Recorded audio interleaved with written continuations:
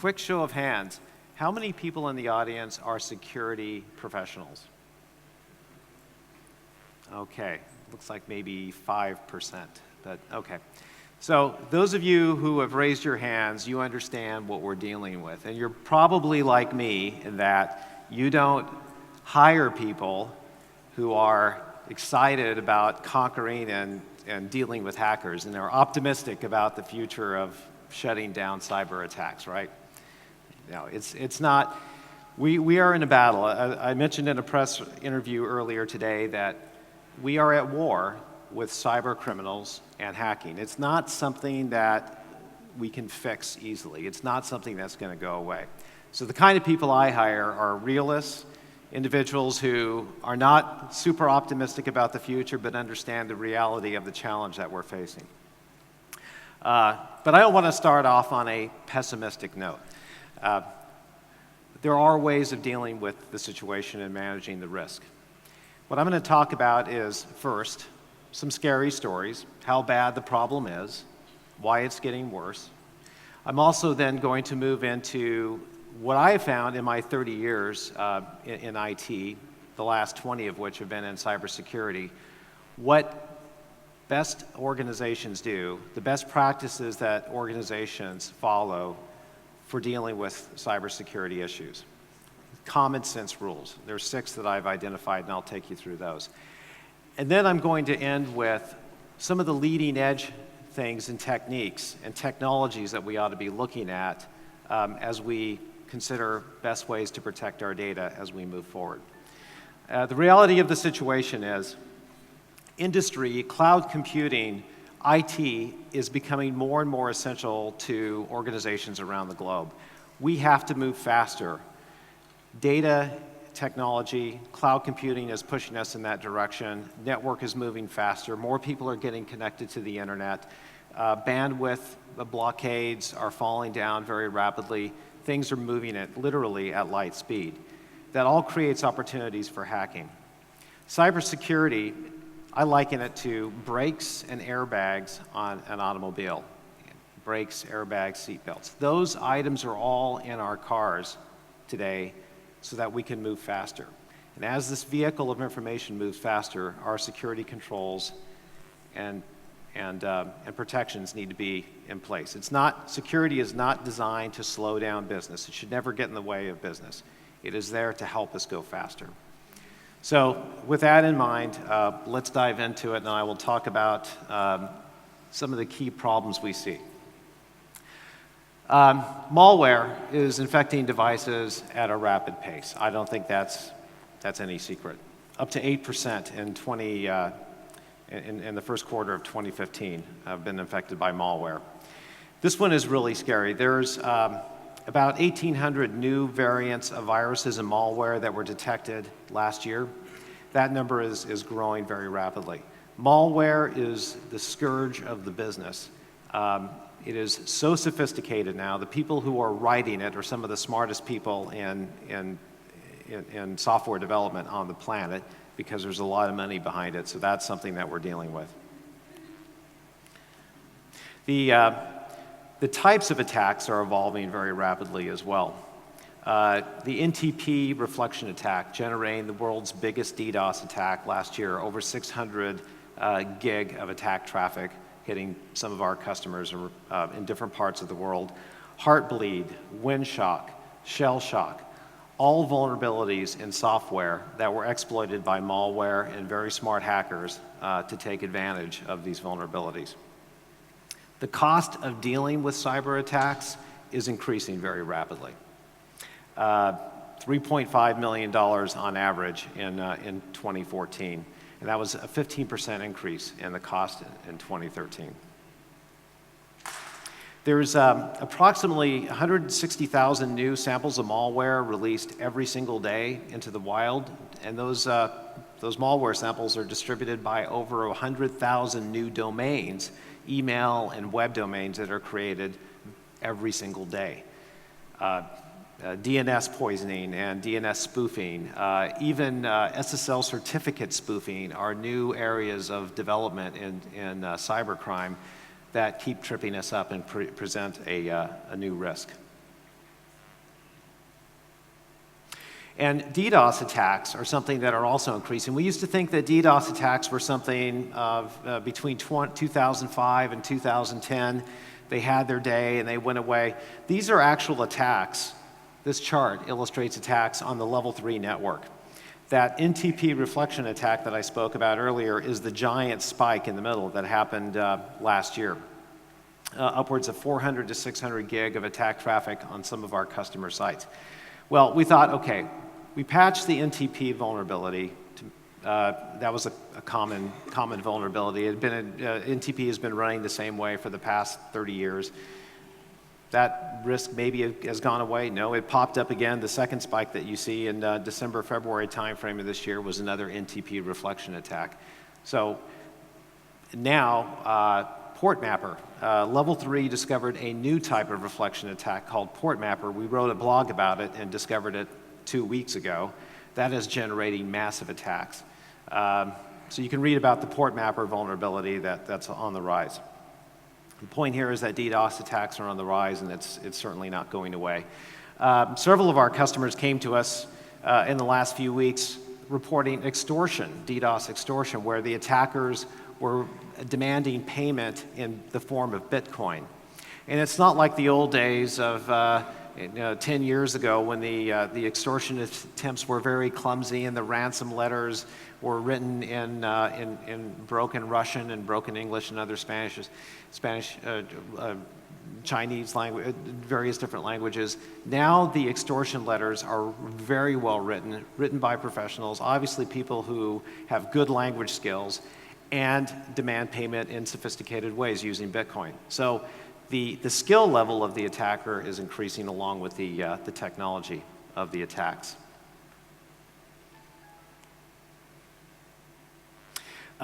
Another interesting factoid is that internet access is growing fastest in developing nations. By the end of last year, the number of individuals on the planet with high-speed internet access had almost reached 3 billion. That's about 40% of the global population. And 2/3 of the world's internet users are from developing countries. And more than 90% of the people who are not yet using the internet are also from developing countries. Now, the reason I point this up, and the reason this is interesting is because developing nations don't have the best economic opportunities. They are countries, a lot of smart people who are getting access to the internet, don't have the best job opportunities, don't have the best opportunities to move into technology and other forms of growth industries. An easy way for them to make money is to turn to hacking. Hacking is very easy to get into as a profession.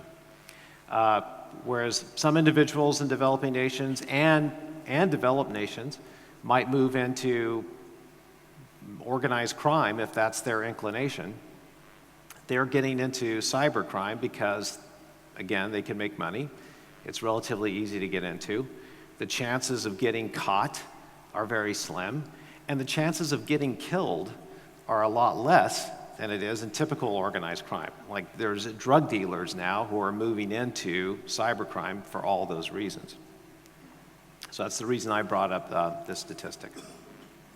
But who are these attackers? Who are the individuals that are behind this wave in crime, and what is their motivation? Well, we've broken it down to 4 basic categories. One is the hacktivist. So anonymous is the war on Wall Street, and anonymous will show up and launch DDoS attacks and attack various industries if they feel that there's a political motivation for it. Another hacktivist organization is the Impact Team. How many people have heard of the Impact Team? A couple of. That's the organization that hacked Ashley Madison. That's made a lot of news. And the reason they attacked Ashley Madison was not for financial gain. It was because they disagreed with Ashley Madison's policy for protecting user data. And they didn't think that the company was acting honestly. Not for most reason people think. But hacktivism is a growing problem. It's not just DDoS attacks, but it's also malware infections. Organized crime, I talked about that a little bit. That's a growing problem because there's a lot of money to be made. It's not just credit card stealing, but it's healthcare records, company data. Rogue nations will often hire organized crime to steal data from their competitors. Nation states, we've read a lot about China and Russia and Iran, rogue nations getting into the cybercrime area for a number of different reasons. For China, a lot of it is getting an economic advantage, stealing our company proprietary secrets to develop products faster or learn more about how we bring products to market. And I'm just generalizing. And Russia, Russia has some of the most sophisticated malware writers in the world, very, very sophisticated malware. A lot of their motivation is designed to get a military advantage, not so much an economic advantage. We're starting to see an alarming increase in the collaboration between rogue nation states and organized crime, working together and collaborating to meet their purposes. And then the fourth category is the insider. It's very difficult to defend against an individual who wants to steal company data if they have the proper access credentials. And it's very challenging to find a way to protect against that type of attacker. Now, hacking tools are also a very common business. How many people have heard of the deep web and the dark web? Okay, that's where most of these transactions take place. And there's a complete sophisticated business, a very mature business between these different types of organizations. You can buy hacking tools, you can buy hacking kits, you can hire attackers to launch DDoS attacks on your behalf. If you have stolen credit card or healthcare data, you can find buyers for that data. They call them concierge lounges, where buyers and sellers and attackers and service providers, attacking rogue service providers, can offer their wares. It's very real.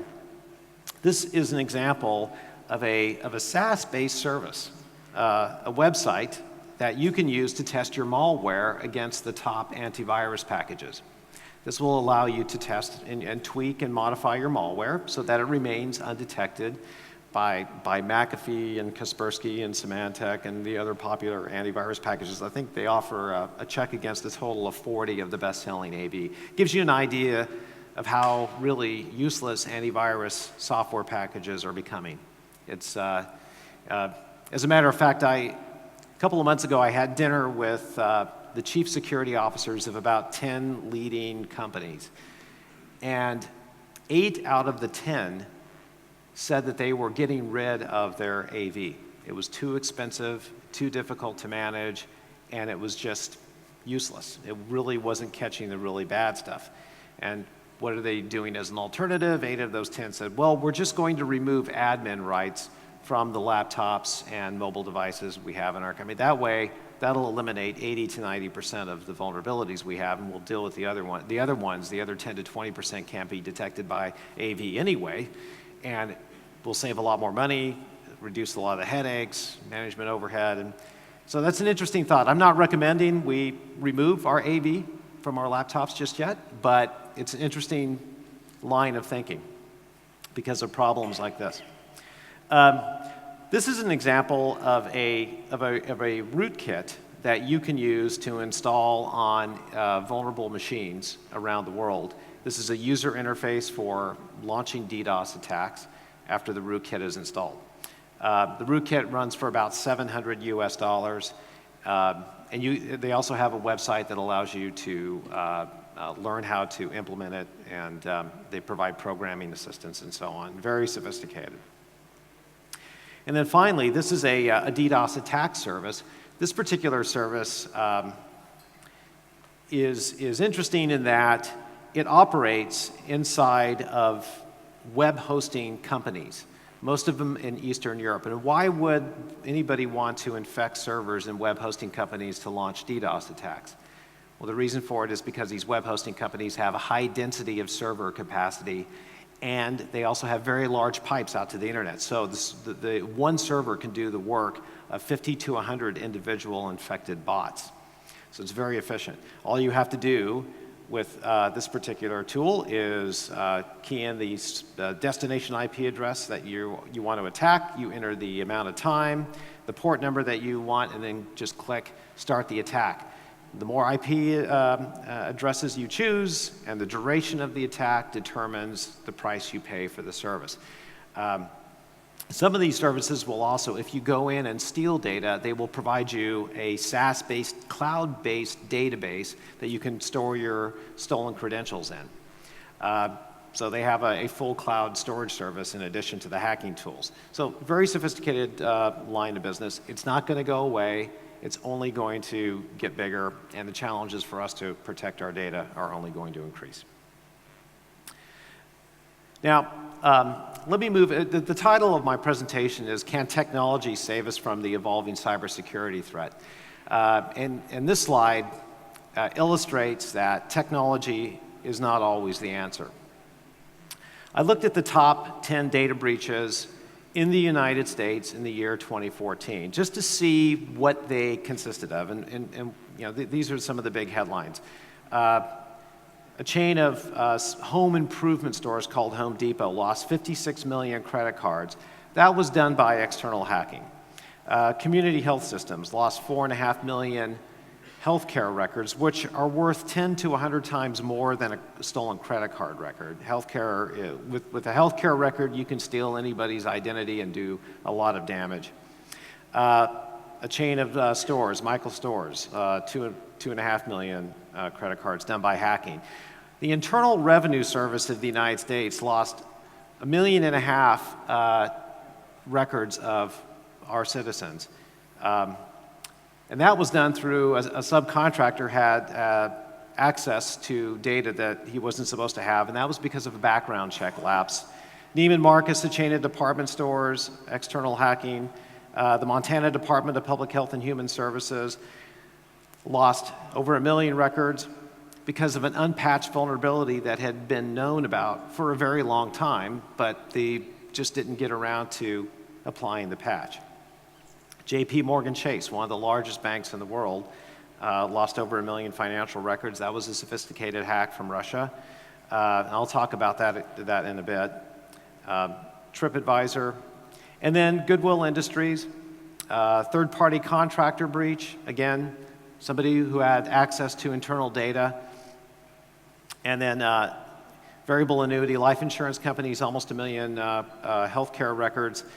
Theft by a financial advisor, another third-party contractor. The point I'm bringing up in these top 10 breaches is that 40% of them, 4 out of the 10, and I went down the list and I looked more, and the 40% number remained pretty consistent. 40% of those breaches were because of lapses in governance, lapses in general basic things like patching servers, rotating passwords, doing adequate background checks on individuals, things that technology really can't solve. These are not sophisticated hacks. That still remains one of the biggest problems we have. And even sophisticated hacks are still, the root cause can be traced back to some lapse in government, something that was missed that's not technology related generally.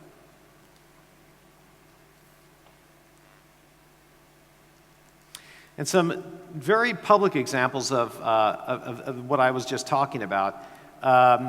In the last 2 months, a couple of months ago in the UK, and these happen within days of one another, the London Railway Control Center, which controls the movement of trains throughout London. A hacker would love to get into that control system, possibly. Somebody who's very, very evil and cause trains to collide and do those kinds of things. Well, so they brought a news crew into the control center, and what do they have pasted to the monitor right there? This is actual screenshot from the news interview. It's blurred out, but you can see the login and the password was revealed very clearly on this monitor in the background. This is like the network operations center of the London Railway Center. And then just a few days later, the UK Weather Alerting Coordination Bunker, right there, and this is Simon Parker, who's with a news agency. He's in the weather bunker and right there on the whiteboard. Now this is probably for their Wi-Fi system. What I love about this screen is that, it was too much troubled to change the password winter 14 back on 17 January, so they extended it to 17 March. Yeah, who's going to see it, right? But these are the kinds of non-technical lapses that plague us. They're just common sense things. And yet we throw more and more money at technology thinking it's going to solve the problem for us, when what we really have to do as a society is take the responsibility. Everybody is personally accountable for protecting data. There are a patchwork of technologies and vendors in the world. In 2013, globally, as a society, we spent approximately $70 billion in security technology, $70 billion. In 2014, that number grew to $78 billion. In 2015, it's going to break that record again. We keep throwing more and more money at the problem. And the reason we do that is because, well, we can justify it. Malware is getting more sophisticated, hackers are becoming smarter, more attackers are getting online, the Internet of Things is causing more of our lives to be interconnected on the internet. Everything from our thermostats, our refrigerators, our microwave ovens, now our cars are hackable, airplanes are connected via IP. So we have to throw more money to the best technology to solve these problems. But what's happening, though, is the problem is getting worse. The more complex, the more money we spend on security technology, the more security professionals we have to hire, the more we have to train them. And the more money we spend, there's less of a budget left over to put toward our actual business. So we're spending more time and resources protecting data as opposed to using the data to run our businesses. So the balance is getting out of whack. So spending money on technology and throwing money at the problem clearly is not the solution. It just makes it more complex. And by the way, the more money you spend on security, I would argue, the more money you throw at it, there's a point at which it becomes the law of diminishing returns, the less secure you become. The more devices you have on your network, the more alerts you're getting, the more rules you have to manage, the more you become distracted, you will miss the critical attack. In the case of JP Morgan Chase, this is a well-documented case, and the story was written up in the Wall Street Journal. JP Morgan actually had technology that detected the fact that they were exfiltrating data to 11 IP addresses in Russia. But there was so much information flowing on that for some reason they didn't tie the exfiltration of data to those 11 IP addresses as the breach itself, but they had the technology there to detect it. They reported when they did, they discovered it because a marketing website that JP Morgan used to promote health, to get client companies to get out and exercise more, called Corporate Challenge. That website was hacked, had no affiliation to the network. It was not even on the same network as JP Morgan Chase. That website was attacked by those same 11 IP addresses. So the website came to JP Morgan and said, hey, we were attacked by these 11 IP addresses in Russia. You may want to see if those same 11 IP addresses are hitting your network. And sure enough, they were. And they started going through their log files, and they learned that their data exfiltration had taken place. JP Morgan then took that to the Financial Information Sharing Consortium, and other banks, as part of that information sharing group, also discovered they were hit by those same IP addresses in Russia. But it was information sharing that caught the problem, that led to the discovery of the breach, not the technology that they used. And of course, the cost of dealing with these breaches is increasing all the time. It's constantly going up. And this is just a random sampling of various countries. The obvious statement, it cost more to deal with cybercrime in 2014 than it did in 2013. And I can guarantee you that 2015, the cost is going to continue to go up. So where do we go from here? Well, let's get into these 6 steps. Best practices by companies that I've seen. And a lot of this is, a lot of it's common sense, and some of it may not be. Data classifications is very key. We have all kinds of data, and when you think about it, that's what attackers, cyber criminals are really, they're after our data. They're not trying to steal infrastructure. They're not trying to break into a building necessarily. They're after data. Data is becoming more and more of an asset on our balance sheets. Even though it's intangible, it's classified still as an intangible asset, but it's becoming the most valuable item that we have in our organizations, in our lives. That's what hackers are after.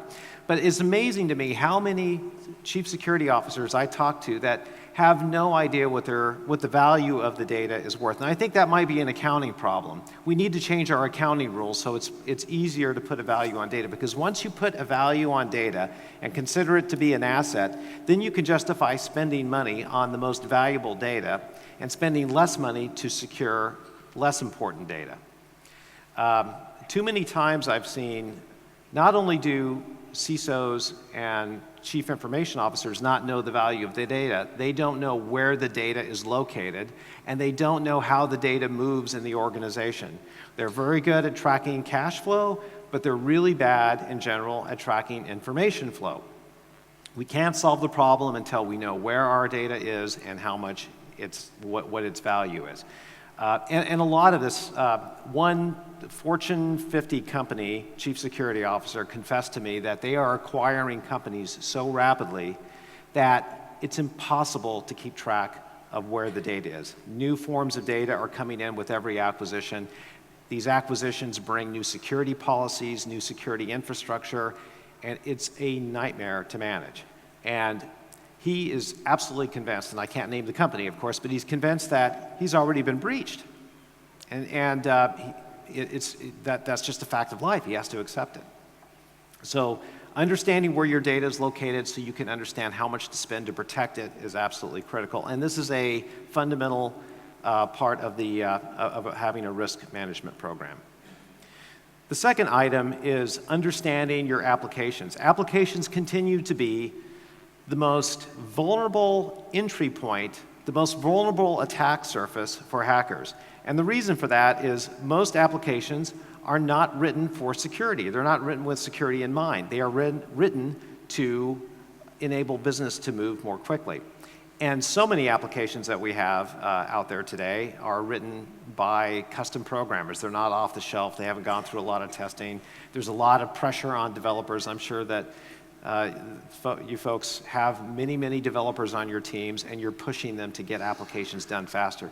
There's a whole security-driven application development lifecycle practice that we should all adhere to when writing software, because these vulnerabilities come up all the time. If you ever log into US CERT or subscribe to US CERT, that's the US Computer Emergency Response Team website, and just have them send you news feeds. They'll send you a daily list of the vulnerabilities that they have discovered in software. And it's alarming to see how many vulnerabilities exist and are uncovered in critical infrastructure software, the software that runs our power plants, our nuclear stations, our transportation systems. They're uncovering vulnerabilities in the software all the time. And what's really alarming is that we're only catching a small percentage of the vulnerabilities that exist. I talked about cybercrime as a business. One of the biggest and fastest growing areas of cybercrime is discovering zero-day vulnerabilities in critical infrastructure software and business software, and then selling that vulnerability not to the developer who wrote the software. That would be too good.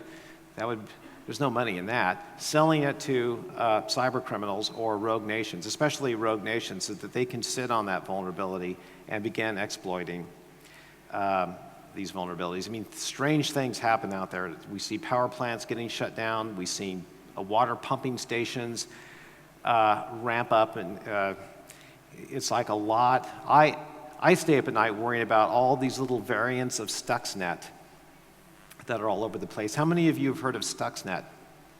Stuxnet is a piece of malware code that was jointly developed between the US government, allegedly developed between the US government and the Israeli government, and it infiltrated the centrifuges in Iran and basically caused those centrifuges to spin at such a high rate that they destroyed themselves, while the monitoring system of those centrifuges reported back that everything was absolutely fine. Very sophisticated piece of malware, and it was allegedly distributed or implanted in Iran's nuclear research facilities on pen drives that were dropped off in the parking lot. That's another thing. Don't pick up a pen drive and plug it into your laptop. I talked to some people a little bit earlier today, but I consider a pen drive to be somebody else's toothbrush. I would never use it. You'll never forget that. It's kind of gross. So understand the applications. Also understand your IT infrastructure. Simplicity is key. Complexity introduces more risks. I can't tell you how many data centers I've walked into from client companies to see such a mess. Now this is, the folks from VMware are going to love this. I honestly believe that cloud computing is a safer, cloud computing providers provide a much safer environment than most of the IT data centers that companies run on their own, because it has to be very efficient in order for them to make money. They do this as a business. We wouldn't run our own power plants as manufacturing companies did 100, 150 years ago.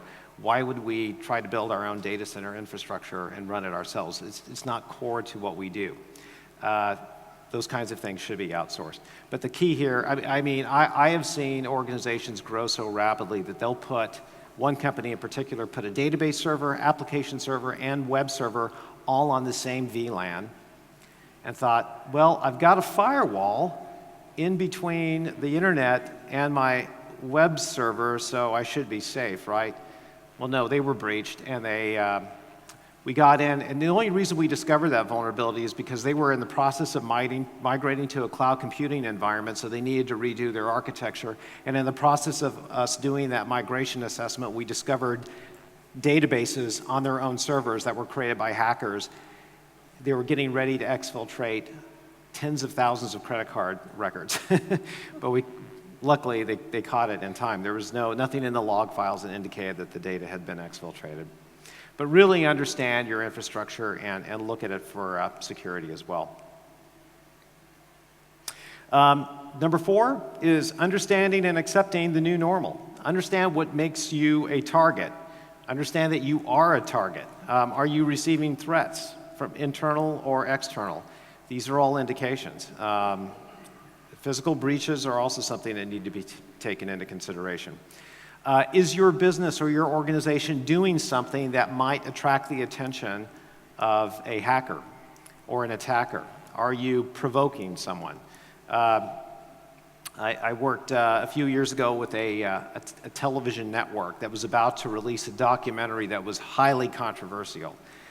And they came to us and said, we haven't released this yet, nobody knows about it, but once the show comes out, I think we're going to get attacked. And sure enough, they were. So preparation and understanding, having that self-awareness of where you are in the world and what could provoke an attack is absolutely essential. Understand the nature of your business. And just also understand that no matter what you do, you're going to be attacked. If you have data and it's accessible over the internet, somebody's going to try to get to that data. Don't make the assumption that your data is not interesting enough to a hacker. Breaches can happen, reported breaches happen with databases that just have a few hundred records in them. Attackers are after everything they can get their hands on. And again, compliance does not make you safe. Just because you're PCI compliant doesn't mean that your credit card data is guaranteed to be safe. The credit card industry came up with the payment card industry security standard as part of a balance. They didn't want to make the security controls so stringent and so onerous that it would drive businesses away from accepting credit cards. If they made it too tough, we would resort to bank cards and checks and cash and Bitcoin and other forms of payment. But it's still a very good standard. But that standard had to achieve a balance between what will keep credit cards in use and what's difficult to implement and cost-wise from a security perspective. So you got to look beyond the regulations and standards, and you must develop a risk-based approach to managing vulnerabilities. Again, technology is not the answer. It's more about process than it is technology. And that process is a risk-based program. And what these companies do that are safest and do the most to protect their own data is establish a GRC program, governance, risk, and compliance. It's basically a process, and there's a lot of tools out there, ITIL, COBIT, ISO 27001, and yes, the PCI data security standard. These are all excellent standards to follow that not only tell you how to evaluate your data, where it's located, track its movement, but also how much to spend on the technology and what to outsource to managed security providers, and how to do training, how to do background checks on contractors, and how to remind and teach employees not to pick up pen drives in the parking lot and randomly plug them in to their laptops. It's common sense practices. And these frameworks, which are absolutely essential, need the backing of senior management and boards of directors. The board has to be involved in these security standards and adoption of governance. And finally, number 6, it is absolutely essential to collaborate with service providers and peer organizations. I would not recommend anybody, any organization, try to implement security controls all by themselves. We are way past that. We are way past the do-it-yourself phase. Security as a service can be delivered from the cloud, managed hosting providers, managed security providers.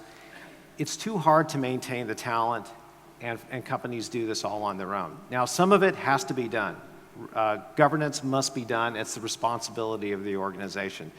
But things that are more difficult and cutting edge, and maybe as a cost savings measure, have to be outsourced to security providers, security services providers, because that's what they do. That's their core area of expertise.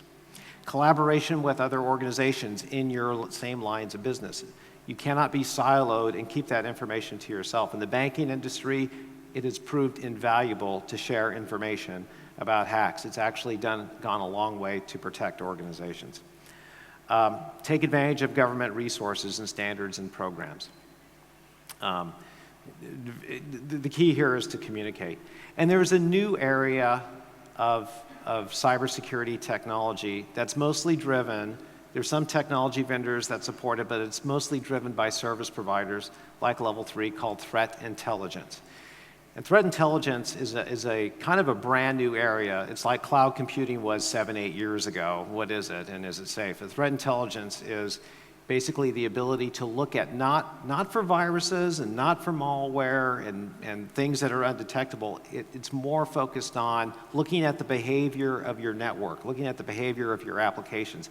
What is it doing? Is it acting differently? And what would be an indicator of a potential compromise or threat? It's a very sophisticated field, and there's a lot of service providers and technology on the market. For Level 3, we use it to help protect the internet. We use it to find malware and botnets such as Poseidon, which was a point-of-sale botnet. We actually took that down and made headline news in the Wall Street Journal because we protected the globe from this very serious credit card theft ring. And we did that just by watching traffic on the internet. Let me just move to this one. This is an example. This is actually a recording of an actual series of attacks that we monitored on our network. For every line that you see going across, that is some hacker using a command and control server. Most of the command and control servers that hackers control are in the United States, interestingly. But they're controlled by hackers in China, Russia, and other places, and within the United States.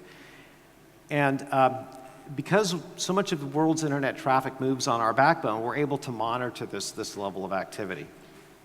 And what that allows us to do is dig down and create actionable reports. This is a report from a major retail organization in the United States that we use some of that data that's moving around on the internet to determine that they were actually communicating with rogue IP addresses, bad IP addresses in France and Italy. They don't do any business in France and Italy, so that raised some suspicion.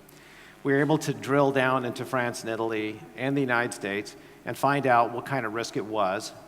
these organizations, these IP addresses, were injecting malware into vulnerable servers. What was really interesting is that they thought they had their firewalls locked down. They have no business doing anything over UDP, but yet they had a great deal of information going over UDP ports. So we were able to help them find the firewalls with those open UDP ports, and then how much traffic was going back and forth. And we actually found that they were exfiltrating data to these rogue IP addresses. So my only point about this is that threat intelligence doesn't look for malware, it doesn't look for signature, it looks for behavior patterns. This is a new area that you should consider as well. And this is the kind of thing that probably should be outsourced to a service provider that has a global view of these kinds of threats. So the key takeaways is that the threat landscape is changing very rapidly, and we know the kind of actors. It's not just cyber criminals and what we call script kiddies. These are very, very smart people who are doing this as a profession. We have to assume the new normal, that some or part of our networks have been compromised, and we have to accept that as part of a risk of doing business, but we just have to manage the risk. And part of managing the risk is doing evaluation of your most valuable asset, and that's your information, understand where it's located, how it moves.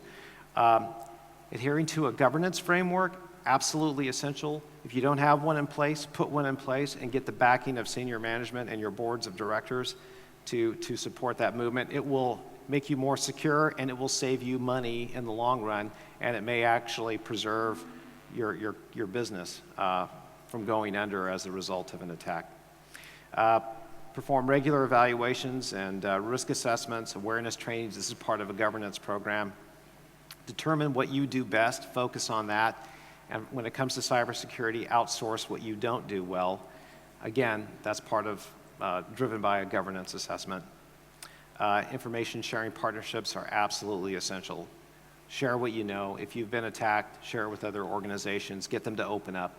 That's the only way we're going to be able to deal with the problem going forward, is that we have to collaborate and not keep hacks and breaches to ourselves. And then finally, technology-based controls are important, but don't throw money at technology expecting it to solve all the problems. The hard work has got to be done. Buying an expensive security appliance is easy. That's the easy way out, but it doesn't get you out. It just gives you a false sense of security. Thank you for your time.